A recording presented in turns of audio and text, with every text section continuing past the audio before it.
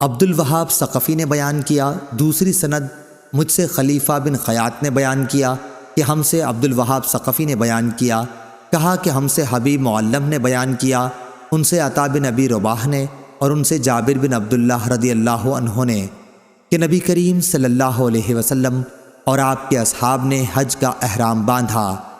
حضور صلی اللہ علیہ وسلم اور طلحہ کے سوا اور کسی کے ساتھ قربانی نہیں تھی۔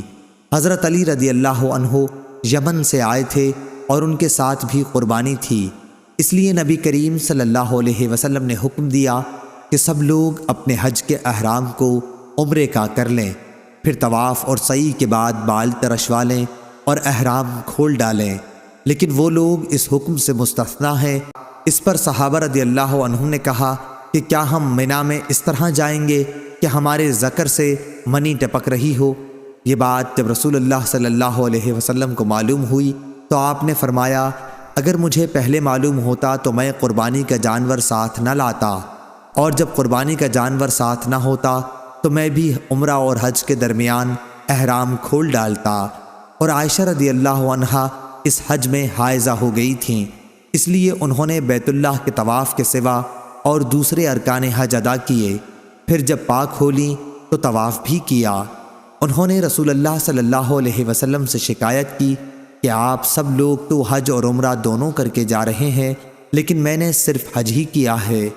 چنانچہ رسول اللہ صلی اللہ علیہ وسلم نے عبد الرحمن بن ابی بکر کو حکم دیا کہ انہیں تنعیم لے جائیں اور وہاں سے عمرے کا احرام باندھیں۔ اس طرح عائشہ رضی اللہ عنہا نے حج کے بعد عمرہ کیا۔ صحیح بخاری حدیث نمبر 1651۔ اسماعیل بن علیہ نے بیان کیا، ان سے ایوب سختیانی نے اور ان سے حفصہ بنت سیرین نے بیان کیا کہ ہم اپنی کنواری لڑکیوں کو باہر نکلنے سے روکتے تھے، پھر ایک خاتون آئیں اور بنی خلف کے محل میں جو بصرے میں تھا ٹھہریں۔ انہوں نے بیان کیا کہ ان کی بہن ام عطیہ رضی اللہ عنہا نبی کریم صلی اللہ علیہ وسلم کے ایک صحابی کے گھر میں تھیں۔ ان کے شوہر نے حضرت صلی اللہ علیہ وسلم کے ساتھ 12 جہاد کیے تھے اور میری بہن 6 جہادوں میں ان کے ساتھ رہی تھیں۔ وہ بیان کرتی تھیں کہ ہم میدان جنگ میں زخمیوں کی مرہم پٹی کرتی تھیں اور مریضوں کی تیمارداری کرتی تھیں۔ میری بہن نے رسول اللہ صلی اللہ علیہ وسلم سے پوچھا کہ اگر ہمارے پاس چادر نہ ہو تو کیا کوئی حرج ہے اگر ہم عیدگاہ جانے کے لیے باہر نہ نکلیں؟ حضور صلی اللہ علیہ وسلم نے فرمایا، اس کی سہیلی کو اپنی چادر اسے اوڑھا دینی چاہیے اور پھر مسلمانوں کی دعا اور نیک کاموں میں شرکت کرنی چاہیے۔ پھر جب ام عطیہ رضی اللہ عنہا خود بصرہ آئیں تو میں نے ان سے بھی یہی پوچھا، یا یہ کہا کہ ہم نے ان سے پوچھا۔ انہوں نے بیان کیا کہ ام عطیہ رضی اللہ عنہا جب بھی رسول اللہ صلی اللہ علیہ وسلم کا ذکر کرتی کہتی، میرے باپ آپ پر فدا ہوں۔ تو میں نے ان سے پوچھا، کیا آپ نے رسول اللہ صلی اللہ علیہ وسلم سے اس طرح سنا ہے؟ انہوں نے فرمایا کہ ہاں، میرے باپ آپ پر فدا ہوں۔ انہوں نے کہا کہ رسول اللہ صلی اللہ علیہ وسلم نے فرمایا، کنواری لڑکیاں اور پردے والیاں بھی باہر نکلیں، یا یہ فرمایا کہ پردے والی دوشیزائیں اور حائضہ عورتیں سب باہر نکلیں اور مسلمانوں کی دعا اور خیر کے کاموں میں شرکت کریں، لیکن حائضہ عورتیں نماز کی جگہ سے الگ رہیں۔ میں نے کہا، اور حائضہ بھی نکلیں؟ انہوں نے فرمایا، کیا حائضہ عورت عرفات اور فلاں فلاں جگہ نہیں جاتی ہیں؟ پھر عیدگاہی جانے میں کیا حرج ہے؟ صحیح بخاری حدیث نمبر 1652۔ سفیان ثوری نے عبدالعزیز بن رفیع کے واسطے سے بیان کیا، کہا کہ میں نے انس بن مالک رضی اللہ عنہ سے پوچھا کہ رسول اللہ صلی اللہ علیہ وسلم نے ظہر اور عصر کی نماز 8ویں ذی الحج میں کہاں پڑھی تھی؟ اگر آپ کو حضرت صلی اللہ علیہ وسلم سے یاد ہے تو مجھے بتائیے۔ انہوں نے جواب دیا کہ منا میں۔ میں نے پوچھا کہ 12ویں تاریخ کو عصر کہاں پڑھی تھی؟ فرمایا کہ محصب میں۔ پھر انہوں نے فرمایا کہ جس طرح تمہارے حکام کرتے ہیں اسی طرح تم بھی کرو۔ صحیح بخاری حدیث نمبر 1653۔ عبدالعزیز بن رفیع نے بیان کیا، کہا کہ میں انس رضی اللہ عنہ سے ملا۔ دوسری سند امام بخاری رحمہ اللہ نے کہا، اور مجھ سے اسماعیل بن ابان نے بیان کیا، کہا کہ ہم سے ابو بکر بن عیاش نے بیان کیا، ان سے عبدالعزیز نے کہا کہ کہ میں 8ویں تاریخ کو منا گیا تو وہاں انس رضی اللہ عنہ سے ملا۔ وہ گدھی پر سوار ہو کر جا رہے تھے۔ میں نے پوچھا نبی کریم صلی اللہ علیہ وسلم نے اس دن ظہر کی نماز کہاں پڑھی تھی؟ انہوں نے فرمایا دیکھو جہاں تمہارے حاکم لوگ نماز پڑھیں وہیں تم بھی پڑھو۔ صحیح بخاری حدیث نمبر 1654۔ یونس نے ابن شہاب سے خبر دی، کہا کہ مجھے عبید اللہ بن عبداللہ بن عمر نے اپنے باپ سے خبر دی کہ رسول کریم صلی اللہ علیہ وسلم نے منا میں 2 رکعات پڑھیں، اور ابو بکر اور عمر رضی اللہ عنہ بھی ایسا کرتے رہے، اور عثمان رضی اللہ عنہ بھی خلافت کے شروع ایام میں 2 ہی رکعت پڑھتے تھے۔ صحیح بخاری حدیث نمبر 1655۔ حارثہ بن وہب خزائی رضی اللہ عنہ نے بیان کیا کہ نبی کریم صلی اللہ علیہ وسلم نے منا میں ہمیں 2 رکعات پڑھائیں۔ ہمارا شمار اس وقت سب وقتوں سے زیادہ تھا اور ہم اتنے بے ڈر کسی وقت میں نہ تھے، اس کے باوجود ہم کو نماز قصر پڑھائی۔ صحیح بخاری حدیث نمبر 1656۔ عبداللہ بن مسعود رضی اللہ عنہ نے بیان کیا کہ میں نے نبی کریم صلی اللہ علیہ وسلم کے ساتھ منا میں 2 رکعت نماز پڑھی، اور ابو بکر رضی اللہ عنہ کے ساتھ بھی 2 ہی رکعت پڑھی، اور عمر رضی اللہ عنہ کے ساتھ بھی 2 ہی رکعت۔ لیکن پھر ان کے بعد تم میں اختلاف ہو گیا تو کاش ان 4 رکعتوں کے بدلے مجھ کو 2 رکعات ہی نصیب ہوتیں جو اللہ کے ہاں قبول ہو جائیں۔ صحیح بخاری حدیث نمبر 1657۔ سالم ابو نصر نے بیان کیا، کہا کہ میں نے ام فضل کے غلام عمیر سے سنا، انہوں نے ام فضل رحمۃ اللہ علیہم سے کہ عرفہ کے دن لوگوں کو رسول اللہ صلی اللہ علیہ وسلم کے روزے کے متعلق شک ہوا، اس لیے میں نے آپ کے پینے کو کچھ بھیجا جسے آپ نے پی لیا۔ صحیح بخاری حدیث نمبر 1658۔ امام مالک نے محمد بن ابی بکر ثقفی سے خبر دی کہ انہوں نے انس بن مالک رضی اللہ عنہ سے پوچھا کہ وہ دونوں صبح کو منا سے عرفات جا رہے تھے کہ رسول کریم صلی اللہ علیہ وسلم کے ساتھ آپ لوگ آج کے دن کس طرح کرتے تھے؟ انس رضی اللہ عنہ نے بتلایا کہ کوئی ہم میں سے لبیک پکارتا ہوتا اس پر کوئی اعتراض نہ کرتا، اور کوئی تکبیر کہتا اس پر بھی کوئی انکار نہ کرتا۔ اس حدیث سے معلوم ہوا کہ حاجی کو اختیار ہے لبیک پکارتا رہے یا تکبیر کہتا رہے۔ صحیح بخاری حدیث نمبر 1659۔ سالم نے بیان کیا کہ عبد الملک بن مروان نے حجاج بن یوسف کو لکھا کہ حج کے احکام میں عبداللہ بن عمر رضی اللہ عنہ کے خلاف نہ کرے۔ سالم نے کہا کہ عبداللہ بن عمر رضی اللہ عنہ عرفہ کے دن سورج ڈھلتے ہی تشریف لائے، میں بھی ان کے ساتھ تھا۔ آپ نے حجاج کے خیمے کے پاس بلند آواز سے پکارا، حجاج باہر نکلا، اس کے بدن پر ایک قسم میں رنگی ہوئی چادر تھی۔ اس نے پوچھا ابو عبد الرحمن کیا بات ہے؟ آپ نے فرمایا اگر سنت کے مطابق عمل چاہتے ہو تو جلدی اٹھ کر چل کھڑے ہو جاؤ۔ اس نے کہا کیا اسی وقت؟ عبداللہ نے فرمایا کہ ہاں اسی وقت۔ حجاج نے کہا کہ پھر تھوڑی سی مہلت دیجئے کہ میں اپنے سر پر پانی ڈال لوں، یعنی غسل کر لوں، پھر نکلتا ہوں۔ اس کے بعد عبداللہ بن عمر رضی اللہ عنہ سواری سے اتر گئے، اور جب حجاج باہر آیا تو میرے اور والد ابن عمر کے درمیان چلنے لگا، تو میں نے کہا کہ اگر سنت پر عمل کا ارادہ ہے تو خطبے میں اختصار اور وقوف عرفات میں جلدی کرنا۔ اس بات پر وہ عبداللہ بن عمر رضی اللہ عنہ کی طرف دیکھنے لگا۔ حضرت عبداللہ بن عمر رضی اللہ عنہ نے کہا کہ یہ سچ کہتا ہے۔ صحیح بخاری حدیث نمبر 1660۔ عبداللہ بن مسلمہ قامبی نے بیان کیا، ان سے امام مالک رحمہ اللہ نے، ان سے ابو نضر نے، ان سے عبداللہ بن عباس رضی اللہ عنہ کے غلام عمیر نے، ان سے ام فضل بنت حارث رضی اللہ عنہ نے کہ ان کے یہاں لوگوں کو عرفات کے دن رسول اللہ صلی اللہ علیہ وسلم کے روزے سے متعلق کچھ اختلاف ہو گیا۔ بعض نے کہا کہ آپ صلی اللہ علیہ وسلم عرفے کے دن روزے سے ہیں، اور بعض کہتے ہیں کہ نہیں، اس لیے انہوں نے آپ صلی اللہ علیہ وسلم کے پاس دودھ کا ایک پیالہ بھیجا۔ حضرت صلی اللہ علیہ وسلم اس وقت اونٹ پر سوار ہو کر عرفات میں وقوف فرما رہے تھے۔ آپ صلی اللہ علیہ وسلم نے وہ دودھ پی لیا۔ صحیح بخاری حدیث نمبر 1661۔ سالم نے خبر دی کہ حجاج بن یوسف جس سال عبداللہ بن زبیر رضی اللہ عنہ سے لڑنے کے لیے مکے میں اترا تو اس موقع پر اس نے عبداللہ بن عمر رضی اللہ عنہ سے پوچھا کہ عرفہ کے دن وقوف میں آپ کیا کرتے ہیں؟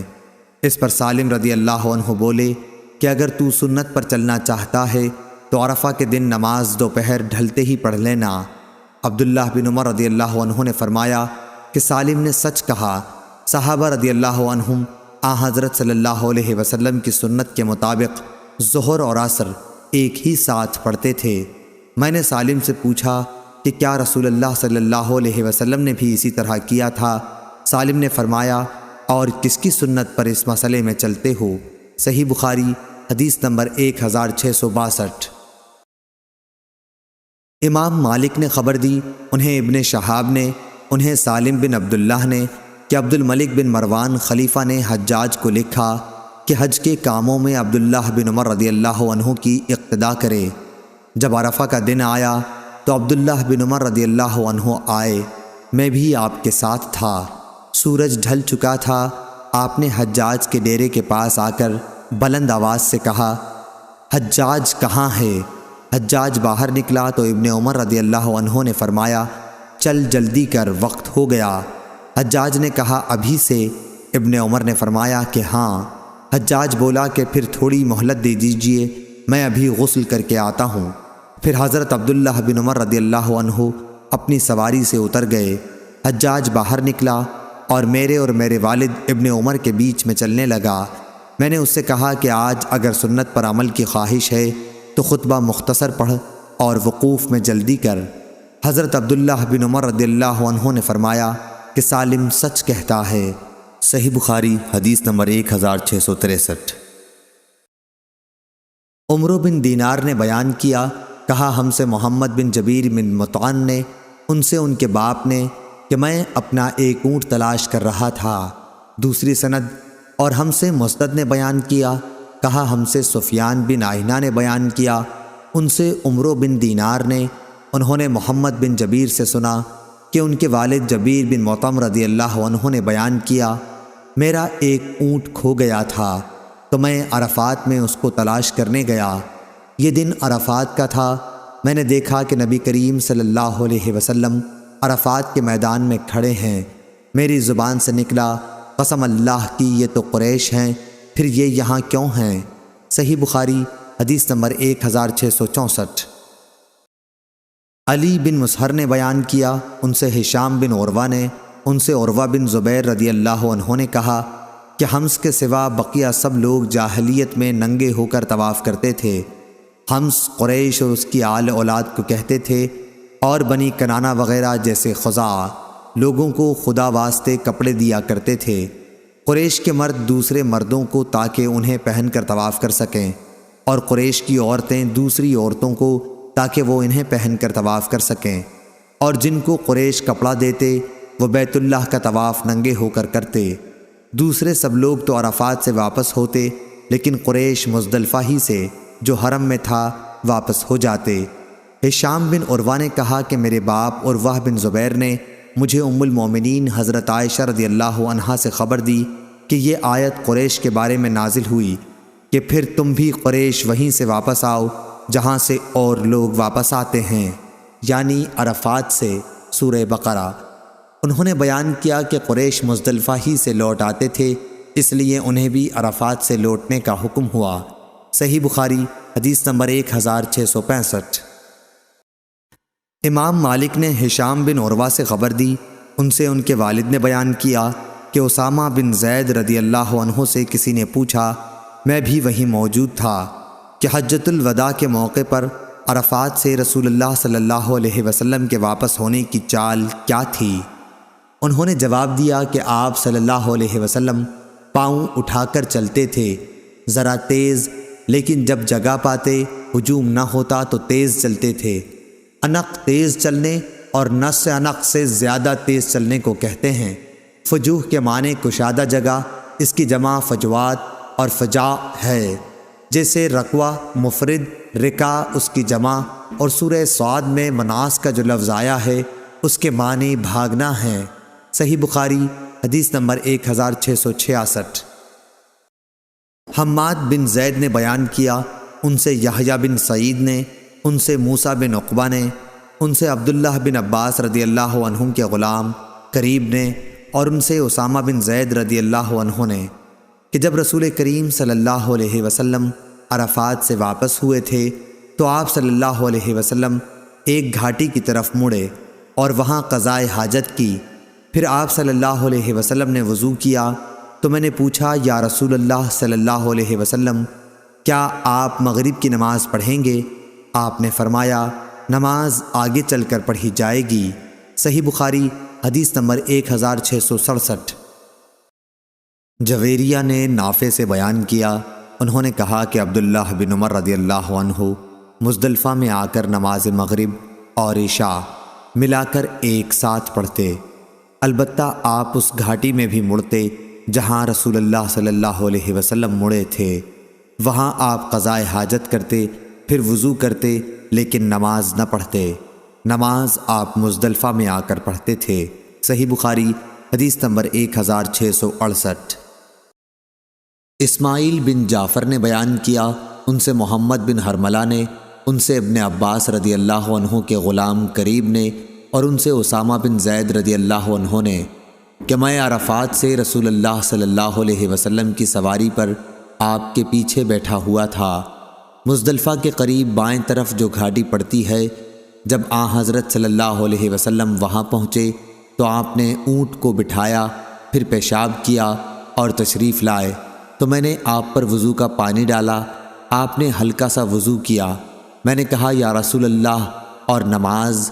آپ صلی اللہ علیہ وسلم نے فرمایا کہ نماز تمہارے آگے ہے، یعنی مزدلفہ میں پڑھی جائے گی۔ پھر آپ صلی اللہ علیہ وسلم سوار ہو گئے۔ جب مزدلفہ میں آئے تو مغرب اور عشاء کی نماز ملا کر پڑھی۔ پھر مزدلفہ کی صبح یعنی 10ویں تاریخ کو رسول اللہ صلی اللہ علیہ وسلم کی سواری کے پیچھے فضل بن عباس رضی اللہ عنہ سوار ہوئے۔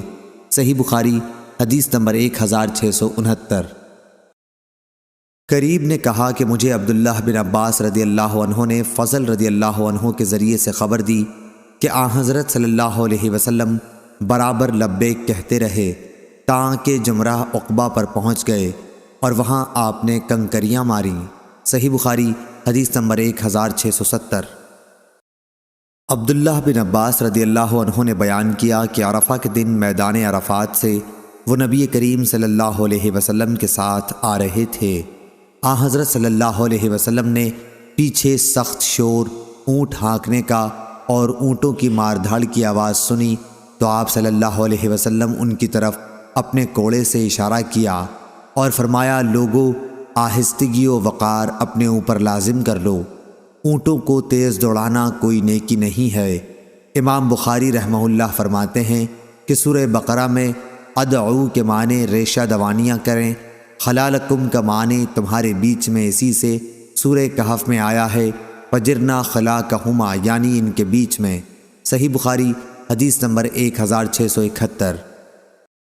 موسیٰ بن عقبہ نے خبر دی، انہیں قریب نے، انہوں نے اسامہ بن زید رضی اللہ عنہ کو یہ کہتے سنا کہ میدان عرفات سے رسول اللہ صلی اللہ علیہ وسلم روانہ ہو کر گھاٹی میں اترے جو مزدلفہ کے قریب ہے، وہاں پیشاب کیا، پھر وضو کیا اور پورا وضو نہیں کیا، خوب پانی نہیں بہایا، ہلکا وضو کیا۔ میں نے نماز کے متعلق عرض کی تو فرمایا کہ نماز آگے ہے۔ اب آپ مزدلفہ تشریف لائے، وہاں پھر وضو کیا اور پوری طرح کیا، پھر نماز کی تکبیر کہی گئی اور آپ صلی اللہ علیہ وسلم نے مغرب کی نماز پڑھی۔ پھر ہر شخص نے اپنے اونٹ ڈیروں پر بٹھا دیے، پھر دوبارہ نماز عشاء کے لیے تکبیر کہی گئی اور آپ صلی اللہ علیہ وسلم نے نماز پڑھی۔ آپ نے ان دونوں نمازوں کے درمیان کوئی سنت یا نفل نماز نہیں پڑھی تھی۔ صحیح بخاری حدیث نمبر 1672۔ ابن ابی ذئب نے بیان کیا، ان سے زاہری نے، ان سے سالم بن عبداللہ بن عمر رضی اللہ عنہ نے، اور ان سے عبداللہ بن عمر رضی اللہ عنہ نے بیان کیا کہ مزدلفہ میں نبی کریم صلی اللہ علیہ وسلم نے مغرب اور عشاء ایک ساتھ ملا کر پڑھی تھیں، ہر نماز الگ الگ تکبیر کے ساتھ، نہ ان دونوں کے پہلے کوئی نفل و سنت پڑھی تھی اور نہ ان کے بعد۔ صحیح بخاری حدیث نمبر 1673۔ عدی بن ثابت نے خبر دی، کہا کہ مجھ سے عبداللہ بن یزید خطمی نے بیان کیا، کہا کہ مجھ سے ابو ایوب انصاری رضی اللہ عنہ نے کہا کہ حجۃ الوداع کے موقع پر رسول اللہ صلی اللہ علیہ وسلم نے مزدلفہ میں آ کر مغرب اور عشاء کو ایک ساتھ ملا کر پڑھا تھا۔ صحیح بخاری حدیث نمبر 1674۔ ابو اسحاق عمر بن عبداللہ نے بیان کیا، کہا کہ میں نے عبد الرحمن بن یزید سے سنا کہ عبداللہ بن مسعود رضی اللہ عنہ نے حج کیا۔ آپ کے ساتھ تقریباً عشاء کی اذان کے وقت ہم مزدلفہ میں بھی آئے۔ آپ نے ایک شخص کو حکم دیا، اس نے اذان تکبیر کہی اور آپ نے مغرب کی نماز پڑھی، پھر 2 رکعت سنت اور پڑھیں اور شام کا کھانا منگوا کر کھایا۔ میرا خیال ہے راوی حدیث زہیر کا کہ پھر آپ نے حکم دیا اور اس شخص نے اذان دی اور تکبیر کہی۔ عمرو راوی حدیث نے کہا، میں یہی سمجھتا ہوں کہ شک زہیر عمرو کے شیخ کو تھا۔ اس کے بعد عشاء کی نماز 2 رکعت پڑھی۔ جب صبح صادق ہوئی تو آپ نے فرمایا کہ نبی کریم صلی اللہ علیہ وسلم اس نماز فجر کو اس مقام اور اس دن کے سوا اور کبھی اس وقت طلوع فجر ہوتے ہی نہیں پڑھتے تھے۔ عبداللہ بن مسعود رضی اللہ عنہ نے یہ بھی فرمایا کہ یہ صرف 2 نمازیں آج کے دن اپنے معمولی وقت سے ہٹا دی جاتی ہیں۔ جب لوگ مزدلفہ آتے ہیں تو مغرب کی نماز عشاء کے ساتھ ملا کر پڑھی جاتی ہیں اور فجر کی نماز طلوع فجر کے ساتھ ہی۔ انہوں نے فرمایا کہ میں نے رسول اللہ صلی اللہ علیہ وسلم کو اسی طرح کرتے دیکھا تھا۔ صحیح بخاری حدیث نمبر 1675۔ سالم نے بیان کیا کہ حضرت عبداللہ بن عمر رضی اللہ عنہ اپنے گھر کے کمزوروں کو پہلے ہی بھیج دیا کرتے تھے اور وہ رات ہی میں مزدلفہ میں مشعر حرام کے پاس آ کر ٹھہرتے اور اپنی طاقت کے مطابق اللہ کا ذکر کرتے تھے۔ پھر امام کے ٹھہرنے اور لوٹنے سے پہلے ہی منا آ جاتے تھے۔ بعض تو منا فجر کی نماز کے وقت پہنچتے اور بعض اس کے بعد۔ جب منا پہنچتے تو کنکریاں مارتے، اور حضرت عبداللہ بن عمر رضی اللہ عنہ فرمایا کرتے تھے کہ رسول اللہ صلی اللہ علیہ وسلم نے ان سب لوگوں کے لیے یہ اجازت دی ہے۔ صحیح بخاری حدیث نمبر 1676۔ حماد بن زید نے بیان کیا، ان سے ایوب سختیانی نے، ان سے اکرمہ نے اور ان سے عبداللہ بن عباس رضی اللہ عنہ نے کہ نبی کریم صلی اللہ علیہ وسلم نے مجھے مزدلفہ سے رات ہی میں منا روانہ کر دیا تھا۔ صحیح بخاری حدیث نمبر 1677۔ عبید اللہ بن ابی یزید نے خبر دی، انہوں نے ابن عباس رضی اللہ عنہ کو یہ کہتے سنا کہ میں ان لوگوں میں تھا جنہیں نبی کریم صلی اللہ علیہ وسلم نے اپنے گھر کے کمزور لوگوں کے ساتھ مزدلفہ کی رات ہی میں منا بھیج دیا تھا۔ صحیح بخاری حدیث نمبر 1678۔ اسما کے غلام عبداللہ نے بیان کیا کہ ان سے اسما بنت ابو بکر رضی اللہ عنہا نے کہ وہ رات کی رات میں ہی مزدلفہ پہنچ گئیں اور کھڑی ہو کر نماز پڑھنے لگیں۔ کچھ دیر تک نماز پڑھنے کے بعد پوچھا، بیٹے کیا چاند ڈوب گیا؟ میں نے کہا کہ نہیں، اس لیے وہ دوبارہ نماز پڑھنے لگیں۔ کچھ دیر بعد پھر پوچھا، کیا چاند ڈوب گیا؟ میں نے کہا ہاں۔ انہوں نے کہا کہ اب آگے چلو منا کو۔ چنانچہ ہم ان کے ساتھ آگے چلے۔ وہ منا میں رمی جمرہ کرنے کے بعد پھر واپس آ گئیں اور صبح کی نماز اپنے ڈیرے پر پڑھی۔ میں نے کہا جناب یہ کیا بات ہوئی کہ ہم نے اندھیرے ہی میں نماز صبح پڑھ لی؟ انہوں نے کہا کہ بیٹے رسول اللہ صلی اللہ علیہ وسلم نے عورتوں کو اس کی اجازت دی۔ صحیح بخاری حدیث نمبر 1679۔ عبد الرحمن بن قاسم نے بیان کیا، ان سے قاسم نے اور ان سے عائشہ رضی اللہ عنہا نے کہ ام المومنین حضرت سودا رضی اللہ عنہا نے نبی کریم صلی اللہ علیہ وسلم سے مزدلفہ کی رات عام لوگوں سے پہلے روانہ ہونے کی اجازت چاہی۔ آپ بھاری بھرکم بدن کی عورت تھیں تو حضور صلی اللہ علیہ وسلم نے انہیں اس کی اجازت دے دی۔ صحیح بخاری حدیث نمبر 1680۔ ابو نعیم نے بیان کیا، انہوں نے کہا کہ ہم سے افلاح بن حمید نے، ان سے قاسم بن محمد نے اور ان سے حضرت عائشہ رضی اللہ عنہا نے کہ جب ہم نے مزدلفہ میں قیام کیا تو نبی کریم صلی اللہ علیہ وسلم نے حضرت سودا رضی اللہ عنہا کو لوگوں کے اژدہام سے پہلے روانہ ہونے کی اجازت دے دی تھی۔ وہ بھاری بھرکم بدن کی خاتون تھیں، اس لیے آپ نے اجازت دے دی۔ چنانچہ وہ اژدہام سے پہلے روانہ ہو گئیں، لیکن ہم لوگ وہیں ٹھہرے رہے اور صبح کو آپ کے ساتھ گئے۔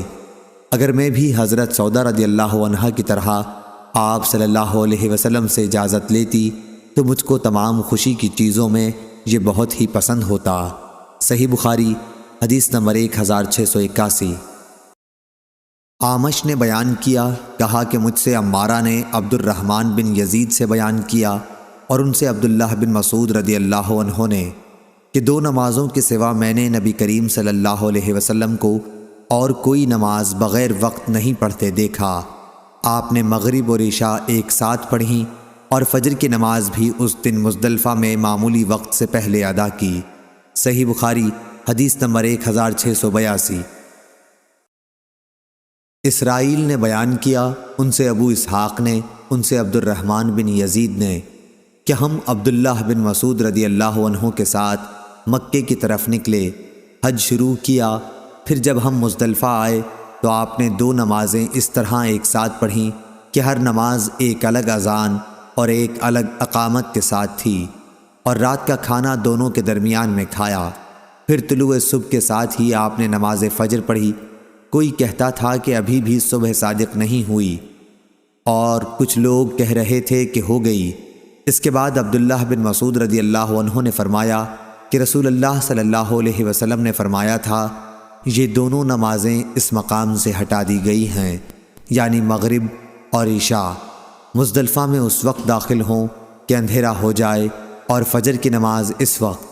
پھر عبداللہ اجالے تک وہیں مزدلفہ میں ٹھہرے رہے اور کہا کہ اگر امیر المومنین حضرت عثمان رضی اللہ عنہ اس وقت چلیں تو یہ سنت کے مطابق ہوگا۔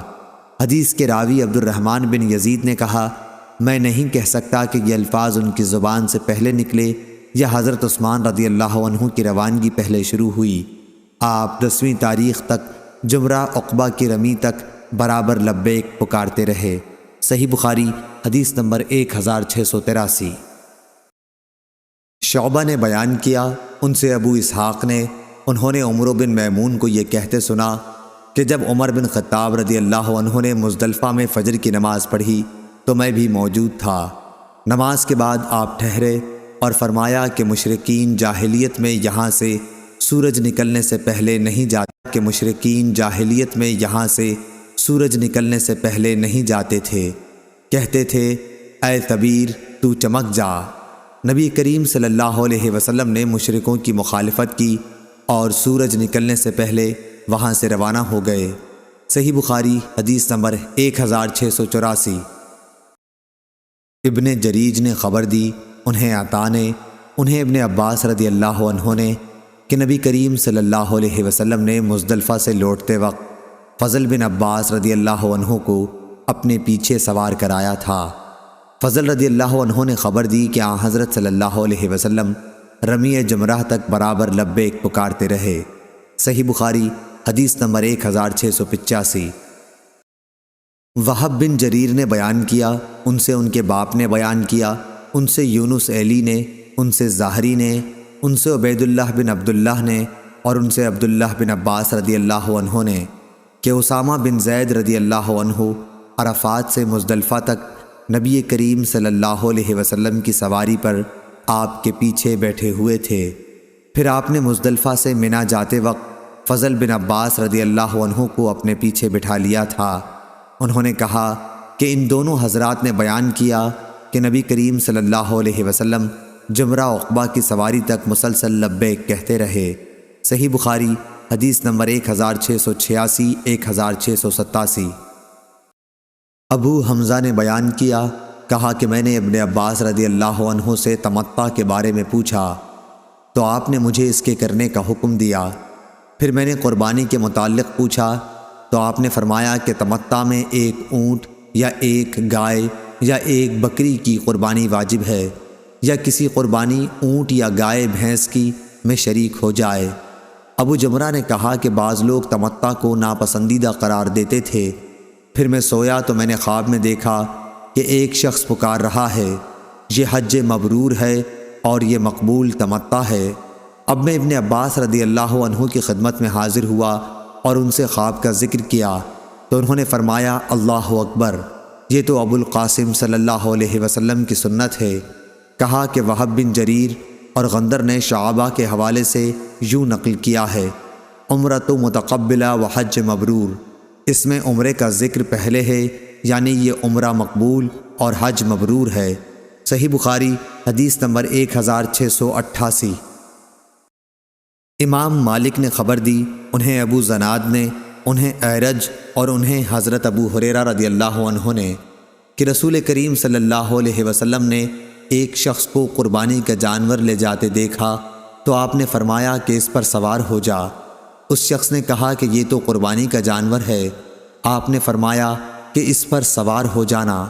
اس نے کہا کہ یہ تو قربانی کا جانور ہے، تو آپ نے پھر فرمایا افسوس، سوار بھی ہو جا۔ ویلک آپ نے دوسری یا تیسری مرتبہ فرمایا۔ صحیح بخاری حدیث نمبر 1689۔ قتادہ نے بیان کیا اور ان سے انس رضی اللہ عنہ نے کہ نبی کریم صلی اللہ علیہ وسلم نے ایک شخص کو دیکھا کہ قربانی کا جانور لیے جا رہا ہے، تو آپ نے فرمایا کہ اس پر سوار ہو جا۔ اس نے کہا کہ یہ تو قربانی کا جانور ہے۔ آپ نے فرمایا کہ سوار ہو جا۔ اس نے پھر عرض کیا کہ یہ تو قربانی کا جانور ہے، لیکن آپ نے تیسری مرتبہ پھر فرمایا کہ سوار ہو جا۔ صحیح بخاری حدیث نمبر 1690۔ لیث بن سعد نے بیان کیا، ان سے عقیل نے، ان سے ابن شہاب نے، ان سے سالم بن عبداللہ نے کہ عبداللہ بن عمر رضی اللہ عنہ نے کہا کہ رسول اللہ صلی اللہ علیہ وسلم نے حجۃ الوداع میں تمتع کیا، یعنی عمرہ کر کے پھر حج کیا، اور آپ ذوالحلیفہ سے اپنے ساتھ قربانی لے گئے۔ حضرت صلی اللہ علیہ وسلم نے پہلے عمرے کے لیے احرام باندھا، پھر حج کے لیے لبیک پکارا۔ لوگوں نے بھی نبی کریم صلی اللہ علیہ وسلم کے ساتھ تمتع کیا، یعنی عمرہ کر کے حج کیا، لیکن بہت سے لوگ اپنے ساتھ قربانی کا جانور لے گئے تھے اور بہت سے نہیں لے گئے تھے۔ جب حضرت صلی اللہ علیہ وسلم مکہ تشریف لائے تو لوگوں سے کہا کہ جو شخص قربانی ساتھ لایا ہو اس کے لیے حج پورا ہونے تک کوئی بھی ایسی چیز حلال نہیں ہو سکتی جسے اس نے اپنے اوپر احرام کی وجہ سے حرام کر لیا ہے، لیکن جن کے ساتھ قربانی نہیں ہے تو وہ بیت اللہ کا طواف کر لیں اور صفا اور مروہ کی سعی کر کے بال ترشوا لیں اور حلال ہو جائیں، پھر حج کے لیے ازسر نو 8ویں ذی الحج کو احرام باندھیں۔ ایسا شخص اگر قربانی نہ پائے تو وہ 3 دن کے روزے حج ہی کے دنوں میں اور 7 دن کے روزے گھر واپس آ کر رکھے۔ جب حضرت صلی اللہ علیہ وسلم مکہ پہنچے تو سب سے پہلے آپ نے طواف کیا، پھر حجر اسود کو بوسہ دیا، 3 چکروں میں آپ نے رمل کیا اور باقی 4 میں معمولی رفتار سے چلے، پھر بیت اللہ کا طواف پورا کر کے مقام ابراہیم کے پاس 2 رکعت نماز پڑھی، سلام پھیر کر آپ صفا پہاڑی کی طرف آئے اور صفا اور مروہ کی سعی بھی 7 چکروں میں پوری کی۔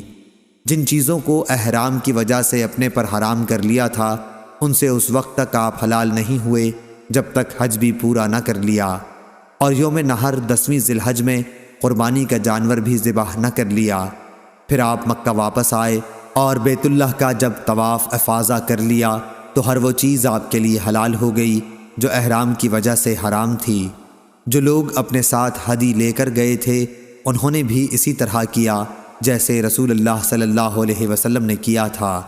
صحیح بخاری حدیث نمبر 1691۔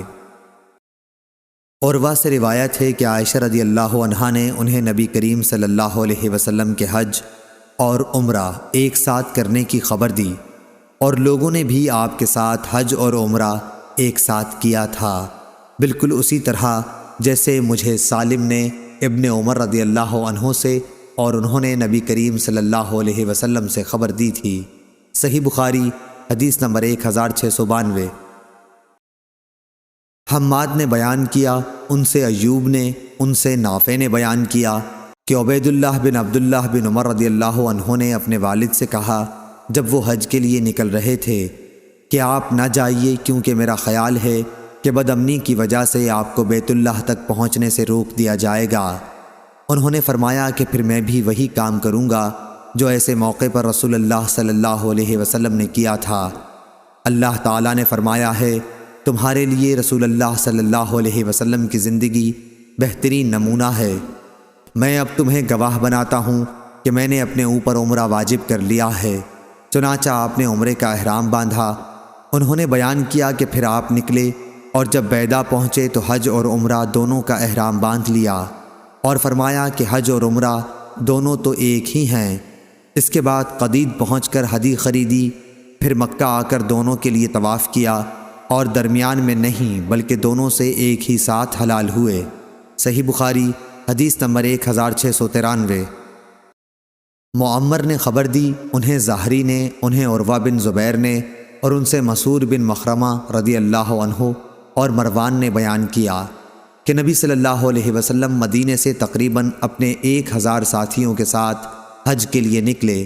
جب ذی الحلیفہ پہنچے تو نبی صلی اللہ علیہ وسلم نے ہدی کو ہار پہنایا اور اشعار کیا، پھر عمرے کا احرام باندھا۔ صحیح بخاری حدیث نمبر 1694 1695۔ افلاح نے بیان کیا، ان سے قاسم نے اور ان سے عائشہ رضی اللہ عنہا نے کہ نبی کریم صلی اللہ علیہ وسلم کے قربانی کے جانوروں کے ہار میں نے اپنے ہاتھ سے خود بٹے تھے، پھر آپ نے انہیں ہار پہنایا، اشعار کیا، ان کو مکے کی طرف روانہ کیا۔ پھر بھی آپ کے لیے جو چیزیں حلال تھیں وہ احرام سے پہلے صرف ہدی سے حرام نہیں ہوئیں۔ صحیح بخاری حدیث نمبر 1696۔ نافع نے خبر دی، انہیں ابن عمر رضی اللہ عنہ نے کہ حفصہ رضی اللہ عنہا نے بیان کیا، کہا میں نے کہا یا رسول اللہ، اور لوگ تو حلال ہو گئے لیکن آپ حلال نہیں ہوئے، اس کی کیا وجہ ہے؟ آپ نے فرمایا کہ میں نے اپنے سر کے بالوں کو جما لیا ہے اور اپنی ہدی کو قلادہ پہنا دیا ہے، اس لیے جب تک حج سے بھی حلال نہ ہو جاؤں میں درمیان میں حلال نہیں ہو سکتا۔ گوند لگا کر سر کے بالوں کو جما لینا اس کو تلبید کہتے ہیں۔ صحیح بخاری حدیث نمبر 1697۔ ابن شہاب نے بیان کیا، ان سے عروہ اور عمرہ بنت عبد الرحمن نے کہ عائشہ رضی اللہ عنہا نے بیان کیا، رسول اللہ صلی اللہ علیہ وسلم مدینے سے ہدی ساتھ لے کر چلتے تھے اور میں ان کے قلادے بٹا کرتی تھی، پھر بھی آپ احرام باندھنے سے پہلے ان چیزوں سے پرہیز نہیں کرتے تھے جن سے ایک محرم پرہیز کرتا ہے۔ صحیح بخاری حدیث نمبر 1698۔